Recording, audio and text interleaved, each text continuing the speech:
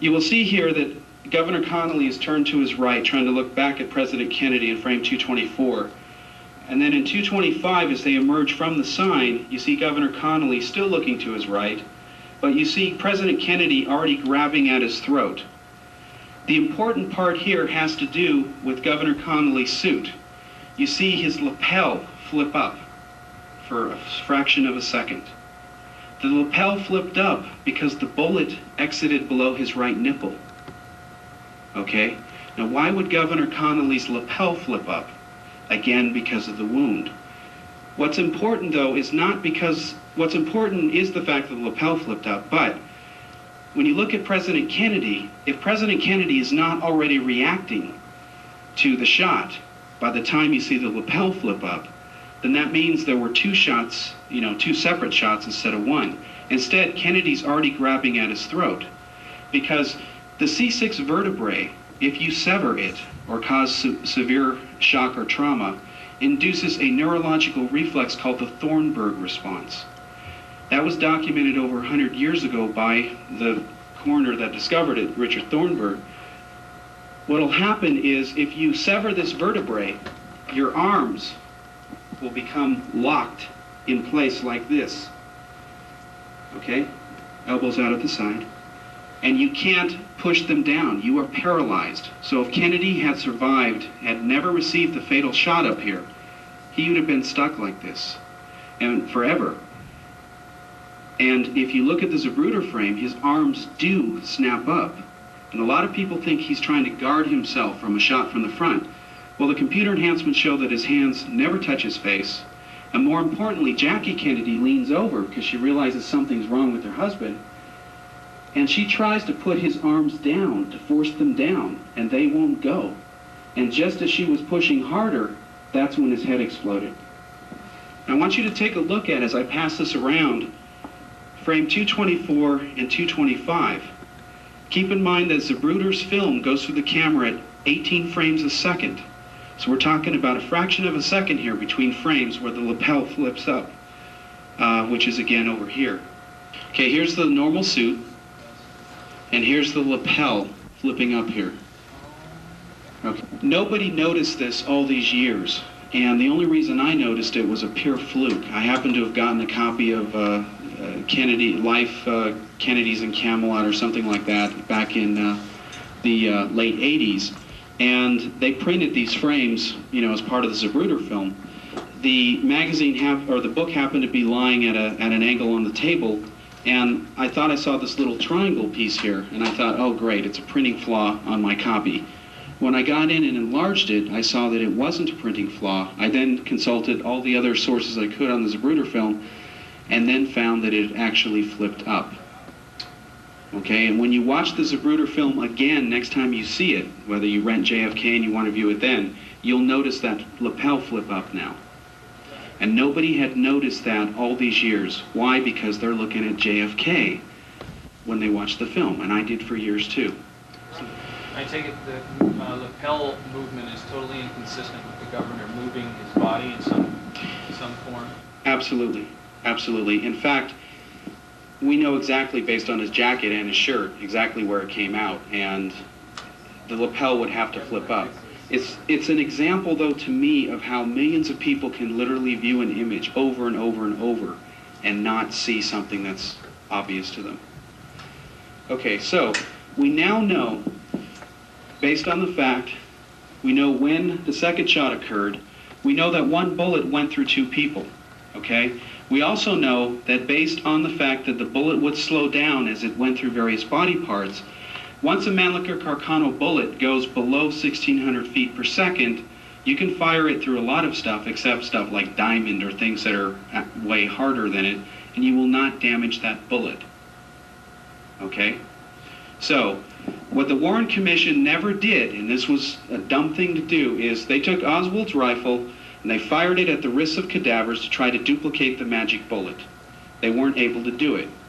The reason they couldn't do it is because their test wasn't valid. They took a bullet, the bullets, and fired them at full force into the wrists of the cadavers. Well, at 2,000 feet per second, that bullet's going to slam into the bone. Of course, it's going to be mangled.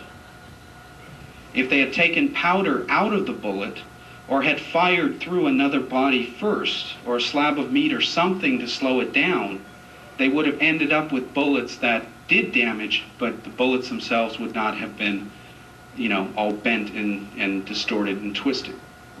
So that is the reason why they blew the test back then. And the House Assassinations Committee did the same thing.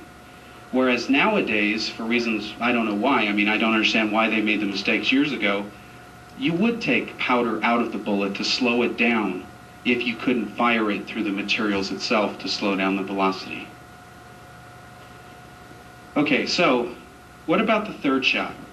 What about the second shot? I'm sorry, the second shot? Yeah, you said there was a second shot. You didn't say anything about it. Yeah, the second shot is the one that went through both of them. The first shot missed. Oh, I didn't understand that. Oh, I'm sorry. Okay. What I'd said earlier is that when you look at the view of what would be frame 160 to 161, most of the view was obscured by trees. 3/4 of the view through the scope. You take that... Conley was looking. Pardon? Conley looked for the source of the first shot. Right. Okay, and wasn't hit when he looked. Right. I got and it. No one was hit at that Right, point. okay. All right. Also, because Oswald's rifle was sighted high and to the right, it almost guaranteed that the first bullet would have gone into the oak tree and been deflected.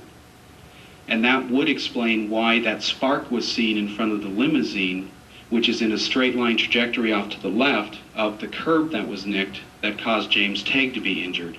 I'm sorry, who saw the spark? At least 5 separate witnesses did. They said just as the limousine had turned the corner, they heard what they thought was a firecracker, saw a spark in front of the limo, and then they heard the other shots. Okay?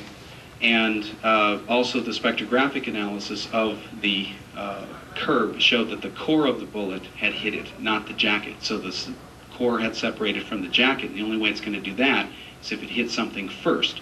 And it could have split the jacket when it hit the tree, or certainly when it hit the pavement, before it went off and hit the curb.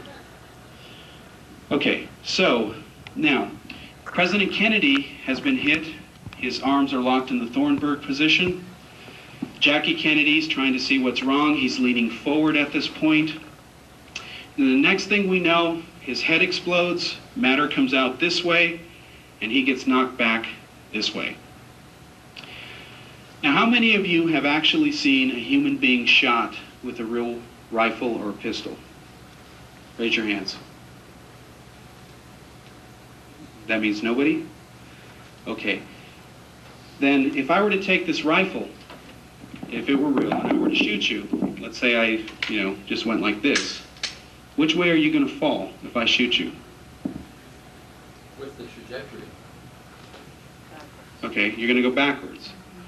If you've never seen anybody shot, then what reference do you have to make that statement? It's logical. Based on what? Physics. Are you a physics major? Transfer of the momentum.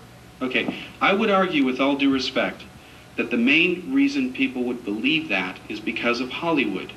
Let's be honest. Everyone has seen people shot in Hollywood. Who hasn't? But no one has seen a person really shot. Okay?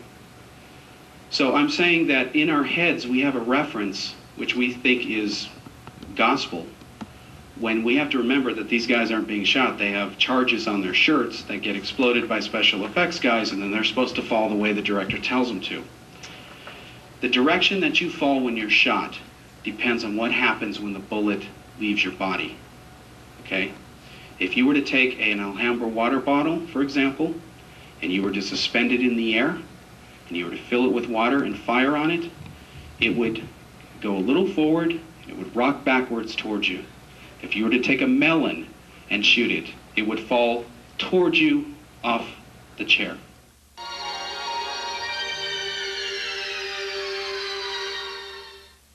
Now, what about the issue of all the people who were standing over here on the grassy knoll, and they either hit the ground because they thought shots were coming from behind them, or certainly what happened after the limousine took off, everybody ran towards the knoll. Most of the people did, and most of the people even today think the sound came from that direction.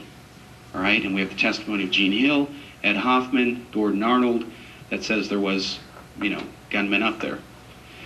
Well, first of all, this photo mural here shows some of the scenes that took place after the assassination.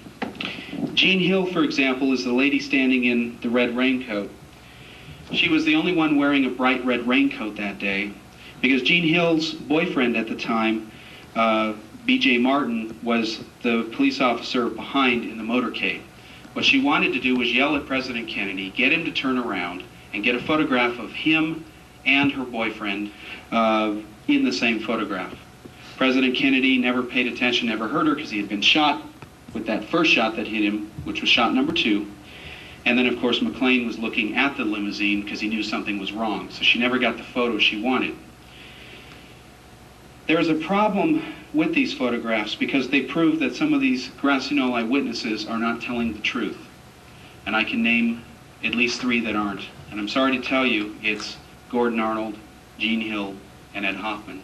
Are they all dead now? Because I understand half the people No, they're all came alive. forward were magically removed. No, they're alive. We'll come back to that in just a moment. Jean Hill claims that after the fatal headshot, and again I can pass these around, she went ahead and saw men behind the fence fire at the president, and then she ran across the street to go try to find the gunman. Those photographs, however, taken of the assassination at the time, some of them from a lady named Wilma Boyd, or Bond, who was standing to the left and behind of Jean Hill, show that Jean Hill did not run across the street. She sat there on the ground for several minutes while everyone else ran across the street when that happened. And I met Jean Hill a couple of years ago. Her business card says that she was the closest person to Kennedy when he was killed. Well, I would argue that Jackie Kennedy probably was closer. Okay, so Jean Hill is wrong. Ed Hoffman is wrong. If you stand at the location where Ed Hoffman says he saw the guy in the railroad outfit handing the rifle to the guy in the black derby hat where they put the gun in the bag, you cannot see behind the Grassy Knoll fence. And if you go to Dilly Plaza, you will see that yourself.